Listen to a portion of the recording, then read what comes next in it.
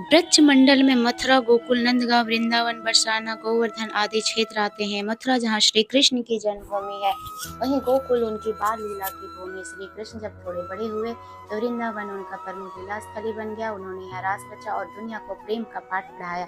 बरसाना श्री राधा रानी की जन्मभूमि और उनका परिवार भी वृंदावन में आकर रहने लगा था। आओ जानते हैं वृंदावन धाम के 8 चमत्कार रहस्य को। पहला है रंगना महल। वृंदावन में रंग महल है। प्रतिदिन मंदिर के अंदर स्थित रंग महल में कृष्ण राधा का पलंग लगा दिया जाता है और पूरा राजमहल सजा दिया जाता है तथा राधा जी का श्रृंगार और सामान रख दिया जाता है। दरवाजे बंद कर दिए जाते हैं। प्रातः जब दरवाजे खुलते हैं तो सारा सामान अस्त व्यस्त मिलता है। मान्यता है कि रात्रि में राधा कृष्ण आकर इस सामान का उपयोग करते हैं। हालांकि शाम के बाद यह मंदिर बंद हो जाता है और यह भी कहा जाता है कि अगर यहाँ कोई छुप कर रासलीला देखता है तो वह अगले दिन पागल हो जाता है। दूसरा, अपने बंद होता खुलता मंदिर। वृंदावन में श्री कृष्ण का एक ऐसा मंदिर है जो अपने आप ही खुलता और बंद हो जाता है। तीसरा है वृंदावन की तुलसी का रहस्य। वृंदा तुलसी को कहा जाता है। यह तुलसी के पौधे अधिक है, इसलिए इसे वृंदावन नाम दिया गया है। कहते हैं कि यहाँ तुलसी के पौधे एक साथ लगे हैं। रात के समय जब राधा और कृष्ण रास रचाते हैं तो यही तुलसी के पौधे गोपियां बनकर उनके साथ नाचते हैं। इन तुलसी का एक भी पत्ता यहाँ से कोई नहीं ले जाता है। जिसने भी गुपचुप यह कार्य किया वह भारी आपदा का शिकार हो जाता है। चौथा अजीब है पेड़।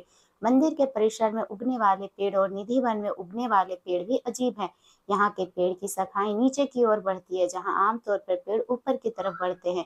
वहीं निधि वन में मौजूद पेड़ों की ऊंचाई बेहद कम है और इनकी शाखाएं इसकी जड़ों की ओर बढ़ती है। यहाँ पेड़ भी आपस में गुथे हुए हैं, जो इस जगह को देखने में भी रहस्यमयी बनाती है। पांचवा है मंदिर में करते हैं शयन।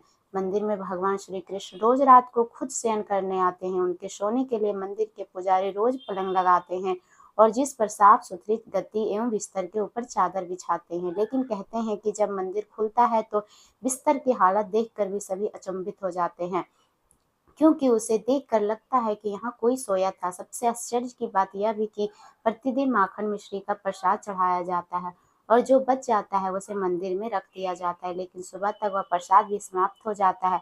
आखिर कौन खा जाता होगा वह प्रसाद? रात में यहाँ कोई भी नहीं रुकता। स्थानीय लोगों के अनुसार ऐसा वर्षों से होता आ रहा है। कुछ लोग इसे अंधविश्वास मानते हैं और कुछ लोग इसे श्री कृष्ण का चमत्कार। घरों की खिड़कियां कर देते हैं बंद। यहाँ के आसपास के अधिकतर घरों में खिड़कियां नहीं है और जिनके घरों में है वे शाम की आरती के बाद खिड़कियां इस डर से बंद कर देते हैं कि कोई मंदिर की दिशा में देखे नहीं, अन्यथा वह अंधा हो जाएगा। सातवां है निधि वन। कहते हैं कि आज भी समय समय पर प्रभु वृंदावन के निधि वन और मथुरा में रास भी करते हैं। वहाँ के मंदिरों में भ्रमण भी करते हैं। कहते हैं कि श्री कृष्ण वृंदावन की निधि वन में रास लीला करने आते हैं और उनके साथ श्री राधा सहित उनकी अष्टसखियां भी आती है। लोगों को मानना है कि यहाँ हर रात आरती के बाद श्री कृष्ण राधा और उनकी गोपियां रास रचाते हैं। आसपास रहने वाले कई लोगों का कहना है कि उन्हें कई बार घुंघरुओं की आवाज सुनाई देती है, लेकिन कोई इस रास लीला को अपनी आंखों से देखने की हिम्मत नहीं करता और देख ले तो दुनिया में कुछ और देखने समझने के लायक नहीं रहता, यानी अंधा हो जाता है। इसलिए जब निधि वन के दरवाजे शाम 7 बजे बंद कर दिए जाते हैं।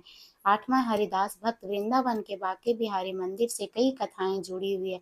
कहते हैं कि श्री हरिदास जी बांके बिहारी के सबसे बड़े भक्त थे, जिनकी भक्ति और चमत्कारों की कई कथाएं प्रचलित है। भगवान की भक्ति में डूबकर हरिदास जी जब गाने बैठते हैं तो प्रभु में लीन हो जाते हैं। इनकी भक्ति और गायन से रीझ कर भगवान श्री कृष्ण इनके सामने आ जाते हैं।